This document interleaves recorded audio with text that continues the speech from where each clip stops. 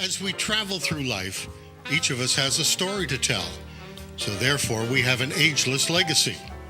Our show will focus and reflect on the stories from men and women who have reached the mature age of 50 plus in life and wish to share their journey from then till now. First, just introduce yourselves, and let's start with you, Nancy. Sure. I'm Nancy Abbey. I'm the Assistant Director at the Milford Public Library, and I was fortunate enough to meet Barbara, and we started a collaboration of women who are either retired or almost retired, and we started with a year and a half ago with 4 women, and it's blossomed into 130 on our mailing list. It's really a wonderful compilation of people who now know each other and go out to dinner, and it's just been a really wonderful experience. Barbara, maybe you can introduce yourself and tell us a little how it got started. Well, I'm Barbara Weinberg. I'm a psychotherapist, and how it got started was a need of mine. As I moved from Norwalk to Milford, I found I was retired and had not planned it.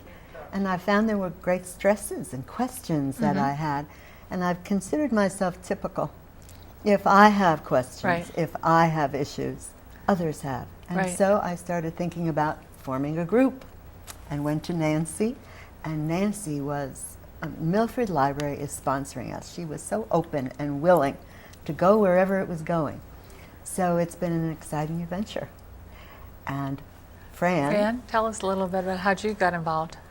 Well, my name is Fran Capelli, and how I got involved was I'm always looking for new activities. I love new things to do and doing old favorites as well.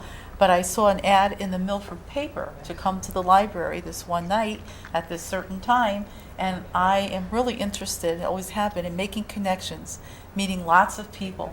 And this was just a wonderful opportunity for me to do that, and that's how I got involved. What I find so remarkable about the group, and so unlike any other group that I've ever seen, is that it's, well, for one thing, it's grown to such a big thing, but it and still continues to go and thrive, which a lot of them, splinter off in various groups. But it's sort of like you have something for everyone without diluting what it is you offer to anyone, which is unusual, because I think most places, when you try to be everything for everyone, it sort of becomes nothing for anybody. And that really hasn't happened with you. What I think, when we had a previous conversation about how remarkable it is that you're able to have groups that, go out and do things with each other, but you also have this sort of encounter type groups, and you have various other things. So maybe you could talk about the kinds of things that you do. well, what's marvelous is that it's alive. You're absolutely right. Groups normally have a life of their own and then they dissipate.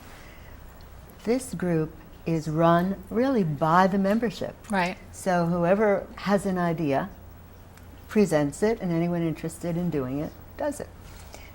The calendar is run by Fran, and we are very diverse, and she has her hands full sometimes. So some of the things that we started with, we have a monthly travel group. We have one day a month where we go off on adventures, and one of the women who is a member of the group leads this, and we've done wonderful, wonderful trips.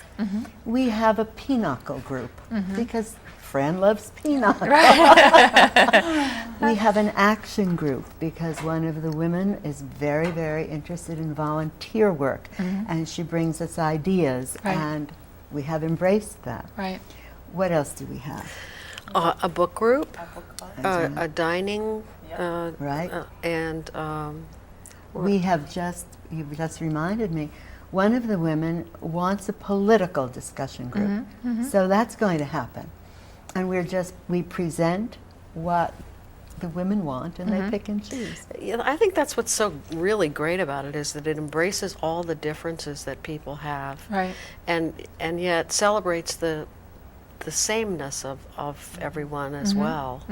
It's really I like to I'm a librarian, so community is really important to me. Yes. And to the idea that we are able to create this community of people who are supportive to one another and can see each other, you know, for dinner or to go for a bike ride or to meet each other, to meet together once a month. It's just like a really beautiful experience because these are women who never knew each other a year and a half ago. Yes. And now, I keep saying I can't shut them up. When they come in, I have to bang the gavel. You know?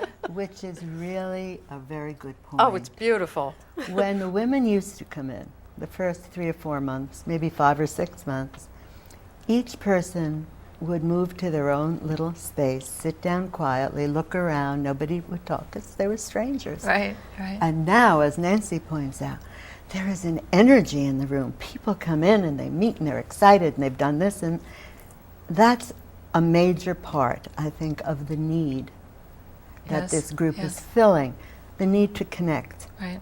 The need to connect, especially after retirement, because so many of our connections and friendships, the richness of life is at our job. Right. And when there's no job, or in other situations where a woman has raised her family, and then as I did, I had both career and family, and then moved, I was alone. I really was alone. Right. I am no longer alone.